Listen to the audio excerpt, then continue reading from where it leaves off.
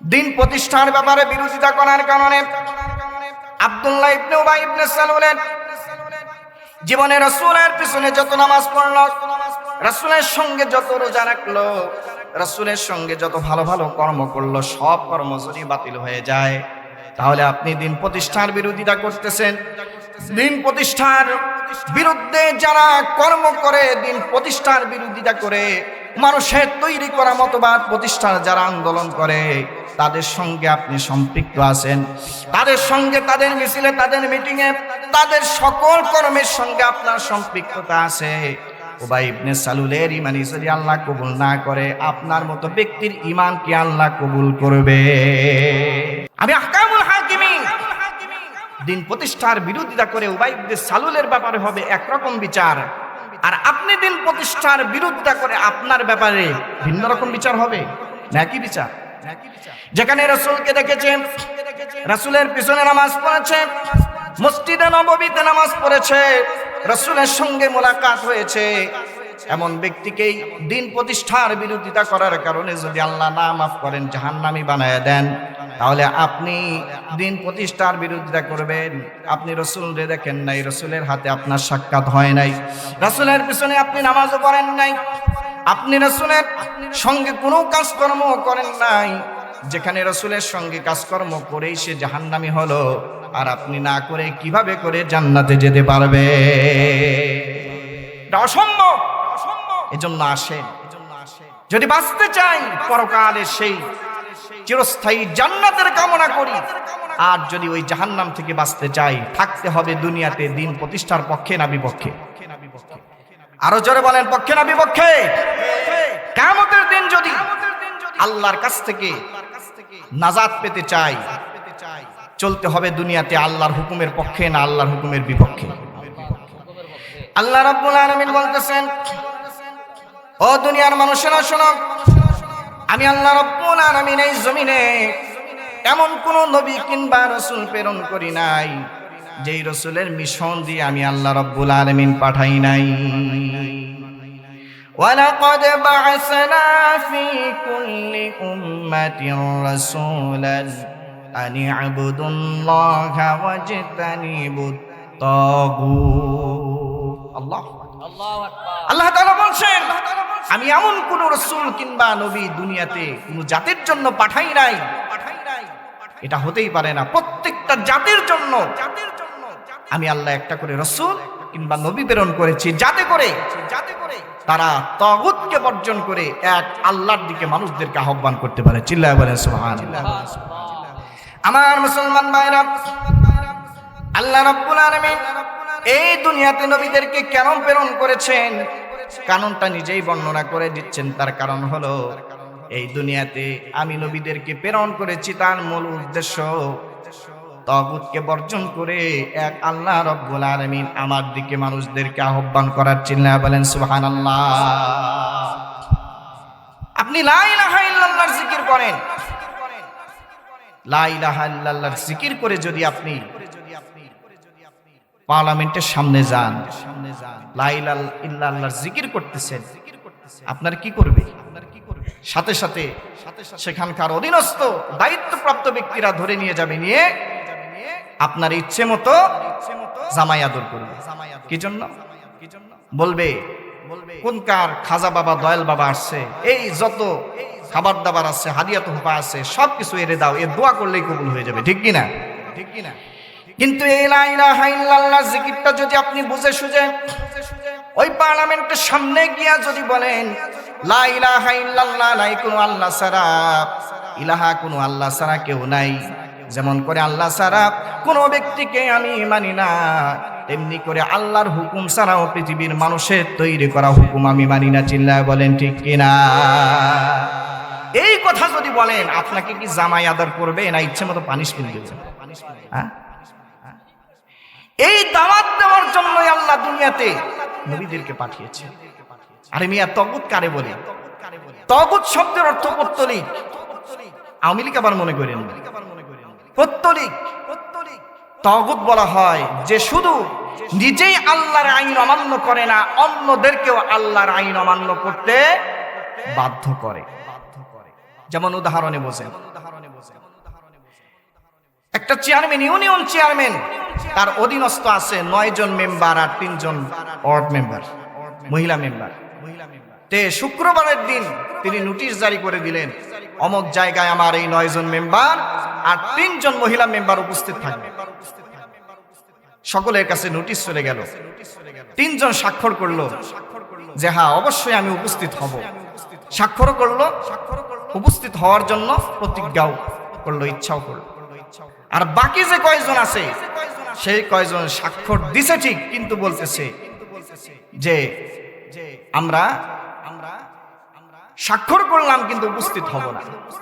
কিন্তু সেখান থেকে একজন পাওয়ারফুল মেম্বার সে বলতেছে আমি স্বাক্ষরও করব না, উপস্থিত হব না, বরং এই জায়গায় যে উপস্থিত হবে তার ঠ্যাং ঠুং ভেঙ্গে হাতে ধরায় দেবে। আচ্ছা বলেন, যারা স্বাক্ষর করছে তারা কি চেয়ারম্যানের আনুগত্য করছে কিনা? যারা স্বাক্ষর করেছে কিন্তু উপস্থিত হবে না তারাও চেয়ারম্যানের বিরোধিতা করছে কিনা? কিন্তু যে ব্যক্তি স্বাক্ষরও করে নাই বরং উল্টা নোটিশ টানায় দিয়েছে এখানে যে আসবে তার ঠ্যাং ঠুং ভেঙে দেওয়া হবে, সে কি চেয়ারম্যানের আদেশ মেনেছে না বিরোধিতা করছে? এটাকেই বলা হয় তাগুত। এর মানে হলো আল্লাহ যে বিধান করেছে, যেটা ফরজ করেছেন, সেই আল্লাহর বিধানের এগেইনস্টে আপনি যখনই আইন বানাবেন, যখনই কোনো বিধান করবেন, তখনই আপনি তাগুত হিসেবে সাব্যস্ত হবে। সুদকে আল্লাহ রাব্বুল আলামিন হালাল করেছেন না হারাম করেছেন? কিন্তু একটিবার বলুন তো, 95% মুসলমানের এই বাংলাদেশে প্রতিটা ঘরে ঘরে সুদের প্রচলন আছে না নাই? সুদকে করলেন আল্লাহ হারাম, কিন্তু আমাদের দেশের কিছু সংখ্যক ব্যক্তিরা ক্ষমতা পেয়ে সুদকে হালাল করে প্রতিটা ঘরে ঘরে পৌঁছে দিল। তারা কি মুসলমান আছে না তাগুত হয়ে গেছে? তাগুত না। আল্লাহ রাব্বুল আলামিন মদকে হারাম করেছেন, অথচ ক্ষমতা পাওয়ার পরে মদের লাইসেন্স করে দিল। জোরে বলেন নাউজুবিল্লাহ। জিনাকে আল্লাহ রাব্বুল আলামিন হারাম করেছেন, কিন্তু ক্ষমতায় যাওয়ার পরে জিনাকে তারা হালাল করে দিয়ে দেহ ব্যবসার প্রচলন তারা টাঙ্গাইলের ব্যবস্থা করে দিল। জোরে বলেন নাউজুবিল্লাহ। বলেন তো, যারা আল্লাহর আইনের এগেইনস্টে কোনো আইন তৈরি করে মানুষের উপরে চাপায়া দেয়, বাধ্যগতভাবে সেগুলো মানতে বাধ্য করে, তারা কি মুসলমান থাকে নাকি তাগুত হয়ে যায়? আমার মুসলমান ভাইরা, একটিবার চিন্তা করুন, একটিবার চিন্তা করুন, যেই মিশন নিয়ে আল্লাহ রাব্বুল আলামিন দুনিয়াতে মানুষদেরকে পাঠিয়েছেন, নবীদেরকে পাঠিয়েছেন, সেই মিশন অনুযায়ী কি আমার কাজকর্ম চলছে? আমি রাসূলের উম্মত, অথচ রাসূলকে পাঠানো হলো তাগুতকে বর্জন করে এক আল্লাহর ইবাদতের দিকে আহ্বান করা। নবী চলে গেছেন, নবীওয়ালা কাজ রেখে গেছেন, অথচ সেই নবীওয়ালা কাজ আমি করছি না, তাগুতের অনুসারী হয়ে ইসলাম প্রতিষ্ঠার বিরোধিতা করে চলতেছি। আমাকে কি আল্লাহ কিয়ামতের দিন জান্নাত দেবে না জাহান্নামে ঢুকায় দেবে? আমার মুসলমান ভাইরা, এই দিন প্রতিষ্ঠান পক্ষে নবীরা থাকার কারণে কম তাদের উপরে নির্যাতন করা হয় নাই, নিপীড়ন করা হয় নাই। এই দিন প্রতিষ্ঠার পক্ষে ছিলেন হযরত ইব্রাহিম আলাইহিস সালাম। হযরত ইব্রাহিম আলাইহিস সালাম নমরুদের সামনে গিয়ে যখন বললেন, এ নমরুদ রে, তুই যে খোদা দাবি করতেছিস, তোর খোদাই তো আমি মানি না। এক আল্লাহ রাব্বুল আলামিনকে সারা খোদা হিসেবে পৃথিবীর কাউরে আমি মানি না। চিল্লায়া বলেন সুবহানাল্লাহ। তখন কি হযরত ইব্রাহিম আলাইহিস সালাম খুবই সম্মান পেয়েছেন, না তার উপর অকথ্য নির্যাতন চালানো হয়েছে? আমার মুসলমান ভাইরা, মূর্তি পূজার বিরুদ্ধে যখন কথা বললেন,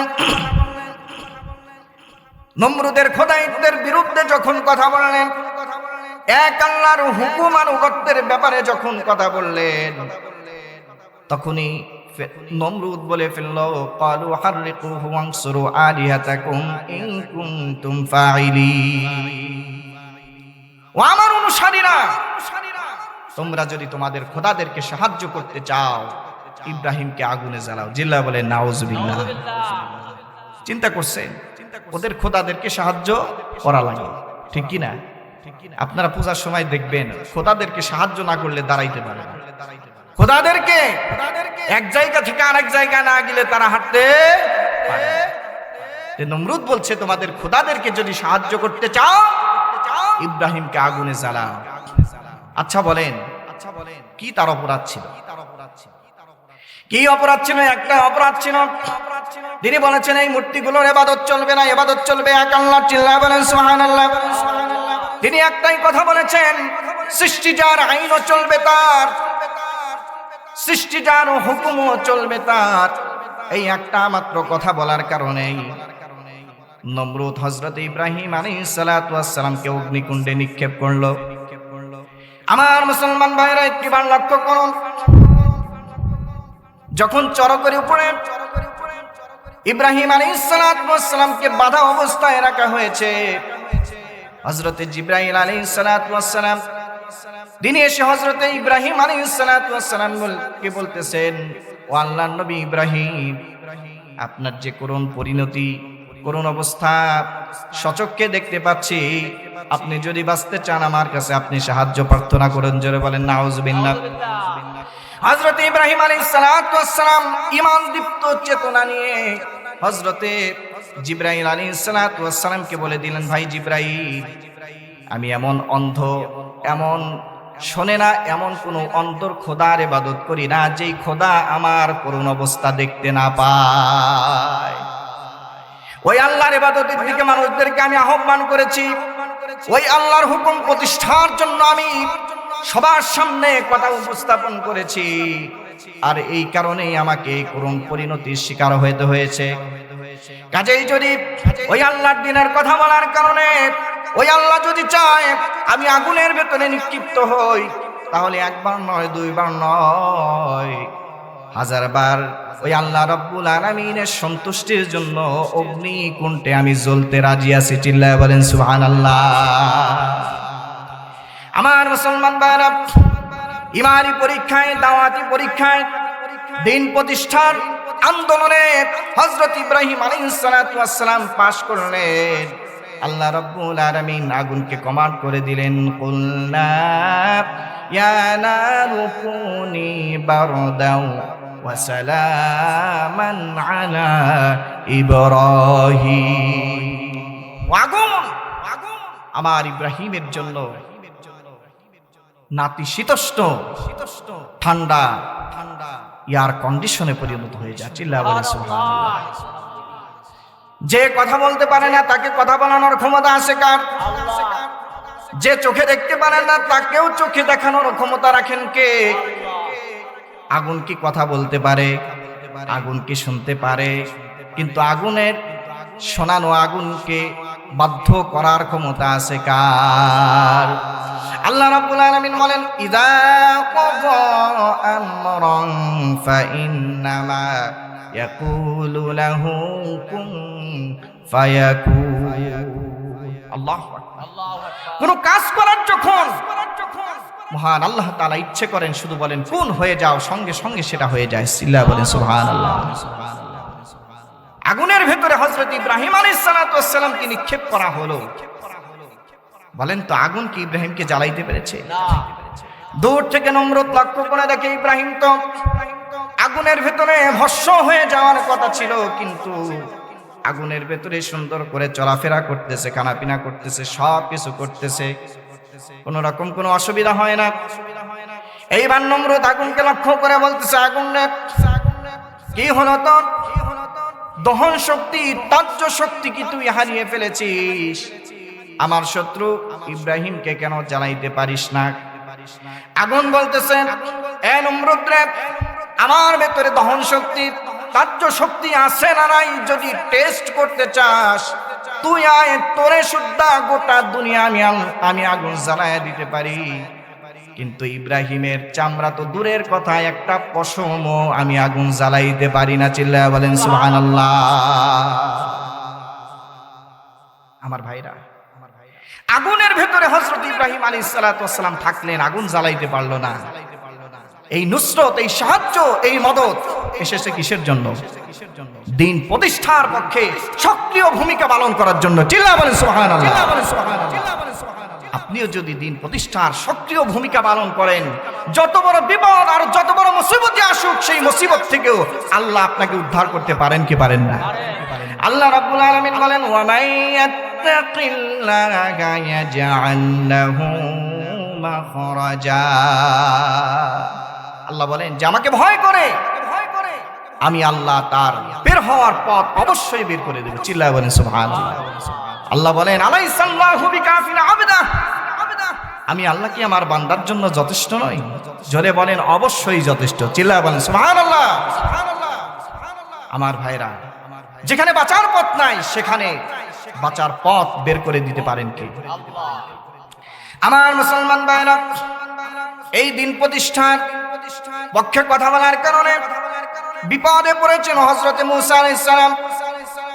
ফিরআউনের সশস্ত্র বাহিনী হযরত মূসা আলাইহিস সালাম এবং তার অনুসারী বনি ইসরাইলদেরকে ধাওয়া করেছে, তিন দিক থেকে পাকড়াও করেছে। হযরত মূসা আলাইহিস সালাতু ওয়াস সালাম অনুসারীদেরকে সঙ্গে করে নিয়ে সাগর তীরে বসে আছেন। আল্লাহ রাব্বুল আলামিন কোরআনে কারিমে বলছেন ফালাম্মা তারাআল জামআনি ক্বালা আসহাবু মূসা ইন্না লামুদরাকুন। আল্লাহ, ও মূসা, তোমার সঙ্গে অনুসরণ করে আমরা কি বিপদেই পড়লাম নাকি? তিন দিক থেকে ফিরআউনের সরাসরি আক্রমণ, সামনে সমুদ্র, পালাবার কোনো পথ নাই। ও মূসা, এখন আমরা কি করব? এমন কঠিন বিপদের মধ্যে হযরত মূসা আলাইহিস সালাতু ওয়াস সালাম কি ঘাবড়ে গিয়েছিলেন? যারা বলেন তিনি ঘাবড়ে গেলেন না। জাতিকে কি কথা বললেন? তিনি বললেন ক্বালা মূসা ইন্না লামুদরাকুন। তোমরা বলতেছো আমরা পাকড়াও হয়ে গেছি। না, ইন্না মাইয়া রব্বি সায়াহদিন। শোনো, আমি এমন কোন অন্ধ রবের গোলামি করি না যিনি দেখেন না। আমার রব আমার সাথেই আছেন। অপেক্ষা করো, আমাদের বের হওয়ার পথ আল্লাহ অচিরেই বের করে দিবেন। চিল্লায় বলেন সুবহানাল্লাহ। এর নাম ছিল নবীর ঈমান। মুসলমানেরা যদি এই নবীদের মতো ঈমান দীপ্ত চেতনা নিয়ে আজ আল্লাহর উপরে অবিচল আস্থার বিশ্বাস রাখতে পারে, পৃথিবীর যত বড় বিপদ আসুক সেই বিপদ থেকে আল্লাহ বের করে দিবেন। চিল্লায় বলেন সুবহানাল্লাহ। আল্লাহ রাব্বুল আলামিন মূসা আলাইহিস সালাতু ওয়াস সালামকে বললেন, নবী মূসা রে, ঈমানি পরীক্ষায় তুমি পাস করেছো। ফাওহাইনা ইলা মূসা আনিদ্রিব বিআসাকাল বাহর। ও নবী মূসা রে, টেনশনের কারণ নাই, টেনশনের কারণ নাই। তোমার হাতের যে লাঠি আছে, লাঠি দিয়ে সমুদ্রে তুমি আঘাত করো। হযরত মূসা আলাইহিস সালাতু ওয়াস সালাম আল্লাহর আদেশ অনুযায়ী যখন তিনি সমুদ্রে আঘাত করলেন, আঘাত করতে দেরি, সমুদ্রের মাঝখান দিয়ে রাস্তা বের করে দিতে আল্লাহ দেরি করে নাই। চিল্লায় বলেন সুবহানাল্লাহ। চাইছিলেন একটা, হয়ে গেছে 12টা। চিল্লায় বলেন সুবহানাল্লাহ। বনি ইসরাইলের 12টা গোত্র ছিল, 12টা গোত্র রাস্তা দিয়ে পার হওয়া শুরু হয়েছে। মূসা আলাইহিস সালাতু ওয়াস সালাম তার অনুসারীদেরকে নিয়ে যখন সমুদ্রের মাঝখানে, ফিরআউন তখন তীরে। ফিরআউন এসে দেখতে পাচ্ছে মাশাআল্লাহ, এ তো গ্র্যান্ড ট্যাঙ্ক রোড হয়ে গেছে। ও মনে করছে ওর বাপে আগেই রাস্তা বানায় গেছে। পরক্ষণে চিন্তা করলো, না না, এটা তো স্বাভাবিকভাবে রাস্তা হতে পারে না। সমুদ্রের মাঝখান দিয়ে রাস্তা কোনোভাবেই এটা স্বাভাবিকভাবে হতে পারে না। আচ্ছা বলেন তো, পৃথিবীর যত প্রতাপশালী, ক্ষমতাশালী, যত অর্থনীতির দিক দিয়ে ধনী হোক না কেন, সমুদ্রের মাঝখান দিয়ে একটা ব্রিজ, পুল বানানোর কি কেউ সাহস করতে পেরেছে? তুমি নদীর উপর দিয়ে বানাইতে পারো, ছোট ছোট নদী সাগরের উপর দিয়ে বানাইতে পারো, কিন্তু সাগরের মাঝখান দিয়ে ব্রিজ বানানোর ক্ষমতা, সাহস করার ক্ষমতা পৃথিবীর কারো হয়? ফিরআউন চিন্তা করল, এই রাস্তা তো আমার জন্য আল্লাহ বানায় নাই। অবশ্যই মূসা যার ইবাদত করে ওই আল্লাহ রাব্বুল আলামিন মূসা এবং তার অনুসারীদেরকে বাঁচানোর জন্য, ওপারে পার করে দেওয়ার জন্য রাস্তা বানিয়ে দিয়েছেন। এই রাস্তায় যাওয়া যাবে না, সামনে যাব নির্ঘাত বিপদের পূর্ব। চিল্লায় বলেন সুবহানাল্লাহ। পাগলেও নিজের ভালোটা বুঝে, ঠিক কি না? আর সেখানে আনা রব্বুকুমুল আলা দাবিদার ফিরআউন, সে কি নিজের ভালো বুঝবে না? আর সামনে যায়। সাথী সঙ্গীদেরকে বলতেছে তোমরা সামনে যাও। সাথী সঙ্গী মন্ত্রী পরিষদের লোকরাও খুব দুষ্ট ছিল। তারা বলতেছেন কি বলেন খোদা, আপনি হইলেন আনা রব্বুকুমুল আলা, বড় খোদা, আপনার মতো বড় খোদাকে পিছনে রেখে কি আমরা কি সামনে বেয়াদবের মতো যাইতে পারি? আপনার সামনে যেতেই হবে। সামনে যাবেই না, কুতায় সামনের দিকে দিচ্ছে। এখন ফেরাউন যতই তার ঘোড়াকে আঘাত করে সামনে অগ্রসর হওয়ার জন্য ঘোড়া সামনে যায়। আমার মুসলমান ভাইরা, কেউ বিপদের সংকেত না বুঝতে পারলেও ঘোড়া ডিটি বুঝতে পেরেছে এই রাস্তা আমার জন্য নয়, সামনে যাব, নির্ঘাত বিপদের মধ্যে পড়ব। চিল্লায় বলেন সুবহানাল্লাহ। আল্লাহ রাব্বুল আলামিন জিবরাইল আলাইহিস সালাতু ওয়াস সালামকে বললেন, ও জিবরাইল রে, আজকে আমি ফেরাউন এবং তার দলবলকে আমি চুবায়া চুবায়া মারব, কিন্তু ফেরাউনের ঘোড়া তো সামনে যায় না। তুমি এক কাজ করো, মাদি একটা ঘোড়া নিয়ে ওই ফেরাউনের পুরুষ ঘোড়ার সামনে তুমি নিয়ে যাও। মাদি ঘোড়াকে পুরুষ ঘোড়া যখনই দেখবে মাথা ঠিক থাকবে না, কিছু করা লাগবে না, আপনা আপনি সামনে চলবে। চিল্লায় বলেন সুবহানাল্লাহ। আমার ভাইরা, বাস জিবরাইল আলাইহিস সালাতু ওয়াস সালাম মাদি একটা ঘোড়া নিয়ে সামনে যখন অগ্রসর হয়েছেন, পুরুষ ঘোড়া দেখার সাথে সাথে মাথা নষ্ট হয়ে গেছে, পিছনে পিছনে দিয়েছেন দৌড়। যেমন আল্লাহু আকবার। সমাজে আমাদের মাঝে এমন কিছু যুবক ভাইরাও আছে, মহিলা মানুষ দেখলে মাথা ঠিক থাকে, ঠিক ফেরাউনের ঘোড়া ঠিক কিনা? রাগ করতেছেন? আমার মুসলমান ভাইরা, ফেরাউন যখন তার দলবল নিয়ে নদীর মাঝখানে, আল্লাহ রাব্বুল আলামিন মুসা আলাইহিস সালাতু ওয়াস সালামকে উঠায় নিয়েছেন ওপারে। এইবার আল্লাহ রাব্বুল আলামিন পানিকে অর্ডার করলেন, কোন রাস্তা বন্ধ করে দে। আচ্ছা বলেন তো, আল্লাহ রাব্বুল আলামিন যদি কোনো কাজ করতে চান, তিনি বেশি কথা বলেন নাকি কোন শব্দ বলেন? ইযা কাদা আমরান ফাইন্নামা ইয়াকুলু লাহু কুন ফায়াকুন। আল্লাহু আকবার। সীমাহীন শক্তির মালিক, যা ইচ্ছা তাই করতে পারেন। তিনি বলতেছেন, পানি রে, রাস্তা বন্ধ করে দিই। ইচ্ছে মতো ফেরাউন আর তার দলবলকে চুবা, ইচ্ছে মতো মার। অবস্থা কি হলো? 2-3 মিনিটের মধ্যে সাথী সঙ্গী যা ছিল সব কয়েকটা সুবনির মধ্যে শেষ। সাগরের উত্তাল ঢেউয়ের মধ্যে একবার নিচে চলে যায়, আবার উপরে ভেসে ওঠে। পানি খাইতে খাইতে এক একজনের অবস্থা পটকা মাছের মতো, ঠিক কিনা? ছোটবেলায় আপনারা দেখবেন নদীর মাছের সঙ্গে এক শ্রেণীর মাছ আসতো, যেই মাছের মুখের মধ্যে কোনো পাইপ দিয়ে ফু দিলে সেরা ফুলে উঠতো। জোরে বলেন ঠিক কিনা? ফেরাউনের দলবলের সকল ব্যক্তির অবস্থা পটকা মাছের মতো হয়ে গেছে। এইবার ফেরাউন চিন্তা করলো, আর তো বাঁচার উপায় নাই, এই অবস্থা থেকে একজনই বাঁচাইতে পারেন, তিনি কে?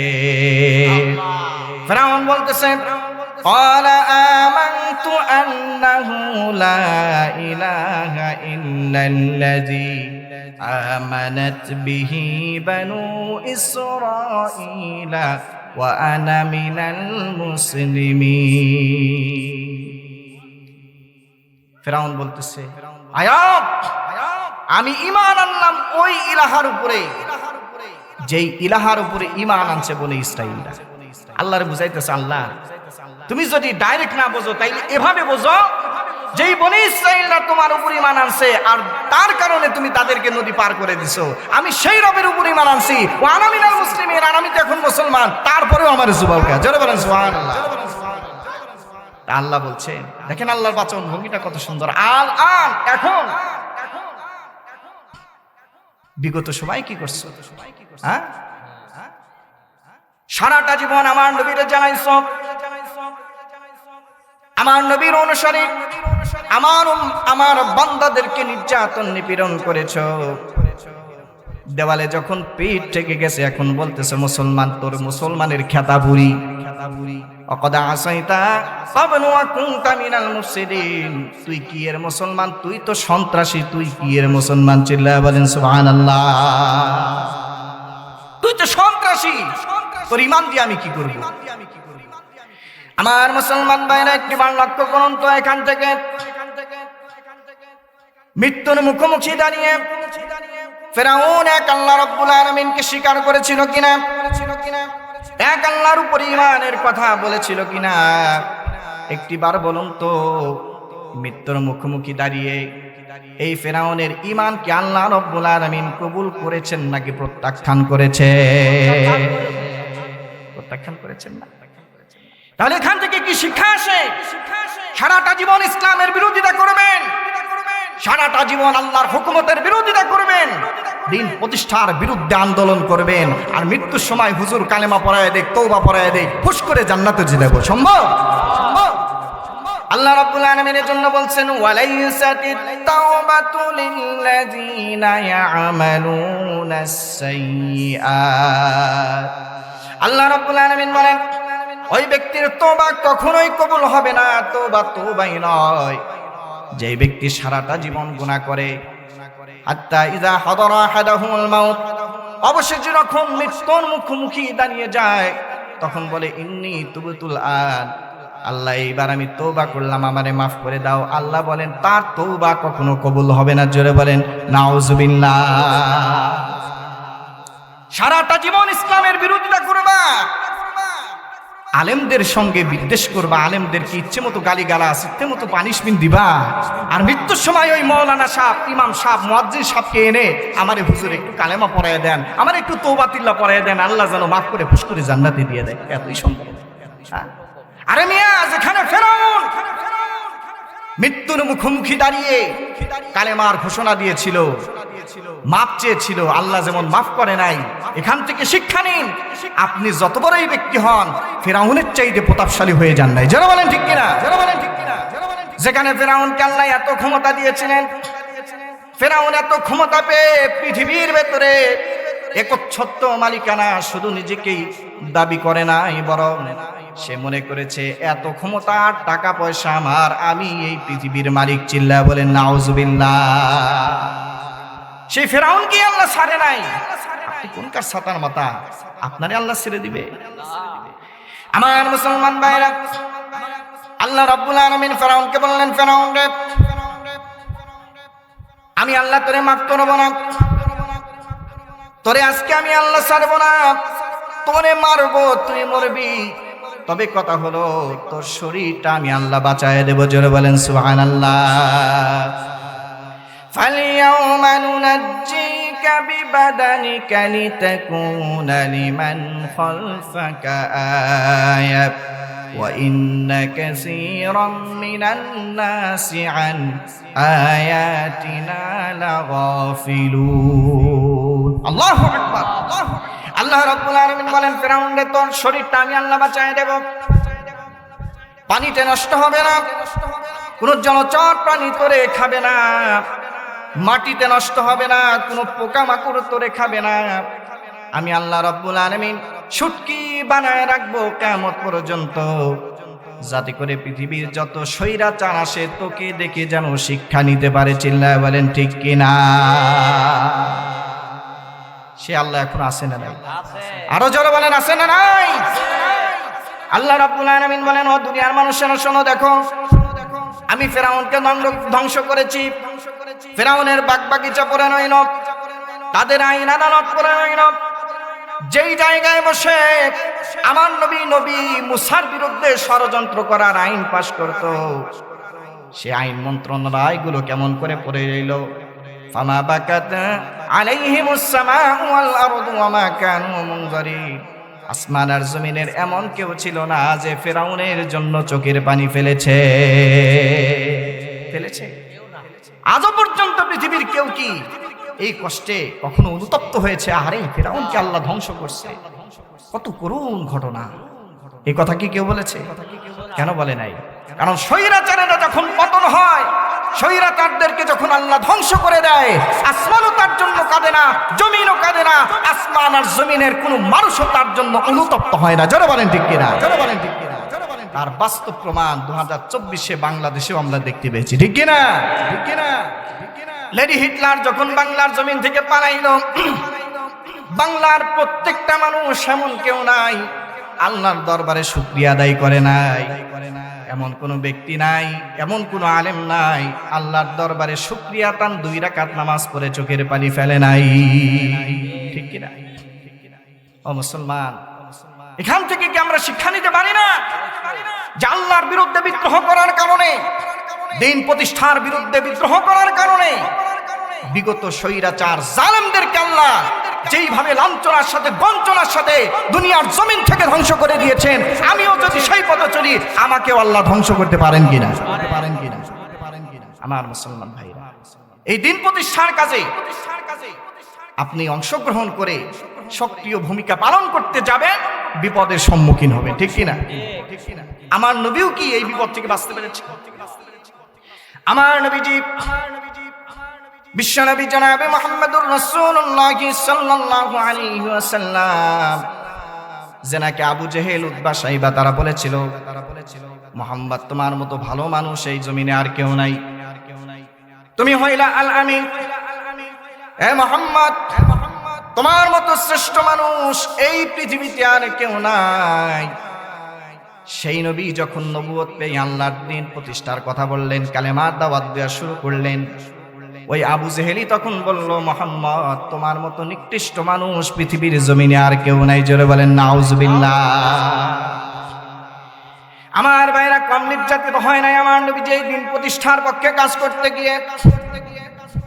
নবী আমার মুসলমানদেরকে নির্যাতনের হাত থেকে কিভাবে বাঁচাবেন, কিভাবে করে আল্লাহর জমিনে আল্লাহর দ্বীন প্রতিষ্ঠা করবেন, কিভাবে করে মানুষদেরকে পথ হারা পথ থেকে বের করে জান্নাতের পথে পরিচালিত করবেন, এই টেনশন করার জন্য আমার নবীজি সাফা পর্বতে উঠেছেন ধ্যানে মগ্ন হওয়ার জন্য। নবী আমার ধ্যানে মগ্ন হবেন, পিছনে পিছনে অনুসরণ করতে করতে আবু জাহেল উপস্থিত। জোরে বলেন নাউজুবিল্লাহ। আবু জাহেল চিন্তা করলো, এই জায়গায় তো কেউ নাই, মুহাম্মদ আর আমি, কাজেই মুহাম্মদ ধ্যানে মগ্ন হয়েছে, তার ভ্যাং কোনোভাবেই করতে দেওয়া যাবে না। নবীজির ধ্যান নষ্ট করার জন্য নবীজিকে নিয়ে বাজে বাজে কথা বলা শুরু করেছে। জোরে বলেন নাউজুবিল্লাহ। বাজে মন্তব্য করতেছে, ব্যঙ্গ বিদ্রুপ করতেছে। আমার নবীজি কোনো কর্ণপাত করলেন না, চুপ করে তেনার মিশন নিয়ে তিনি কাজ করতেছেন, ধ্যানে মগ্ন হয়ে আছে। আবু জেহেল এইবার চিন্তা করলো, মুহাম্মদকে এত কুরুক্তি করলাম, এত ব্যঙ্গ বিদ্রুপ করলাম, কোনোভাবেই ধ্যান ভাঙতে পারলাম না। হাতের মধ্যে একটা পাথর নিয়ে আমার নবীজির মাথা মোবারক সই করে যখন মেরে দিয়েছে, ফিনকি দিয়ে রক্ত যখন বের হওয়া শুরু হলো, নবী আর সেখানে থাকতে পারলেন না। নবীজি দুঃখ ভারাক্রান্ত হৃদয় নিয়ে বাড়িতে চলে আসলেন, কাউরে কিছু বললেন না। একটা কথা মনে রাখবেন, আপনি সত্য যতই গোপন করার চেষ্টা করেন, সত্য কখনো গোপন থাকবে না। চিল্লায়া বলেন ঠিক কিনা? নবীজি কাউকে কিছু বলেন নাই। মক্কার এক কৃতদাস এই অবস্থা পর্যবেক্ষণ করেছে, দৌড়ে চলে আসছে হযরতে হামজার বাড়িতে। হযরতে হামজা রাদিয়াল্লাহু তাআলা আনহু রাসূলের চাচা, তখনও মুসলমান হয় নাই। হযরতে হামজা শিকারে ছিলেন, শিকার থেকে যখন ফিরে আসলেন, হযরতে হামজা রাদিয়াল্লাহু তাআলা আনহুর কাছে যখন বিষয়টা বলে দেওয়া হলো, ও হামজা, তোমার ভাতিজা মুহাম্মদ শান্তশিষ্টভাবে এই কাজটা করতে চেয়েছিল, কিন্তু আবু জেহেল উপস্থিত হয়ে তোমার ভাতিজার উপরে এইরকম আঘাত করে রক্তাক্ত করে দিয়েছে। আমার মুসলমান ভাইরা, কথা শোনার সাথে সাথে হযরতে হামজা রাদিয়াল্লাহু তাআলা আনহুর হৃদয়টা ভারাক্রান্ত হয়ে গেল। তিনি চিন্তা করলেন, আহারে, আমার ভাতিজার মাও নাই, বাবাও নাই, যে যেমন পারে তেমন করে আমার ভাতিজার উপর নির্যাতন করে কষ্ট দেয়। হযরতে হামজা রাদিয়াল্লাহু তাআলা আনহু সঙ্গে সঙ্গে একটা ধনুক নিয়ে, তীর আর ধনুক সঙ্গে করে নিয়ে আবু জেহেলকে খোঁজা শুরু করলেন। কোথায় আবু জেহেল?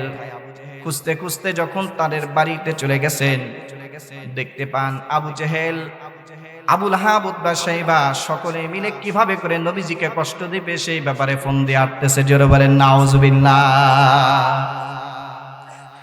হযরত হামজা রাদিয়াল্লাহু তাআলা আনহু আবু জেহেলের সামনে গিয়ে বললেন, এই আবু জেহেল রে,